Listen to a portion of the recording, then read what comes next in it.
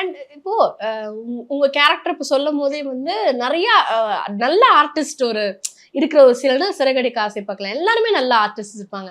So வந்து உங்க மகனா நடிக்கிறவங்க வந்து நீங்க வந்து அவரை நிறைய பார்த்துருப்பீங்க, லைக் உங்களோட காலேஜ் டேஸ்ல உங்களோட ஸ்கூல் டேஸ்ல எல்லாம் பார்த்துருப்பீங்க. இப்போ வந்து அவர் மகனா நடிக்கிறது உங்களுக்கு எப்படி இருக்கு? அது அது எப்படி நீங்க உணர்றீங்க? எப்படி அப்படிலாம் ஒன்றும் இல்லை. நம்ம அங்கே போனோன்னா அவங்க தான் எங்களோட சன்னு மாதிரி இருக்கும்ல. இப்போ ரொம்ப சில சமயத்தில் ரொம்ப டிஃப்ரென்ஸ் கூட இருக்காது இல்லை ஏஜ். ஆமா, அதுக்கான கூட அவங்க நமக்கு கொடுக்குற மரியாதை நம்ம கொடுப்பாங்க. நமக்கு பிள்ளை மாதிரி தானே பார்த்துக்கிறோம். ஆமா, அது பாக்குறப்போ நல்லா வந்து உண்மையாலுமே ஒரு அம்மா ஃபீல், அவர் உண்மையாலுமே பையன் அப்படின்ற ஒரு கனெக்ட் வந்துருது இல்ல.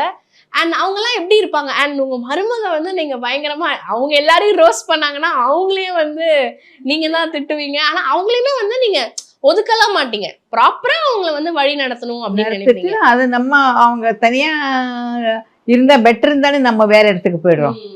இது நம்ம கூட இருந்தா அவங்க பயந்துக்கிட்டு அவங்க ஒரு மாதிரி இருப்பாங்க. அப்போ வந்து இன்னும் கொஞ்சம் இது ஜாஸ்தியாக இருக்கும் கூடவே இருந்திருந்தா. ஏன் நாங்கள் சொல்லுவாங்க, எல்லாரும் சொல்லுவாங்க, நீங்கள் ஏன் அங்கெங்கேயோ போயிருக்கணும், நீங்கள் வந்து மருமகிட்ட இங்கே இருக்கலாம்ல அப்படி. அப்போ அவங்க ஒழுங்காகவே இருந்திருப்பாங்களே, இதுகெல்லாம் கூட கேட்பாங்க. நான் சொன்னேன், அப்போ அவங்கவுங்க வீட்டில் அவங்கவுங்க தானே கவனிச்சுக்கணும். அதுலேயுமே ஒரு நல்ல மாமியார், ஒரு ஸ்பேஸ் கொடுக்குற மாமியாராக வந்து உங்களை பார்க்க முடியுது.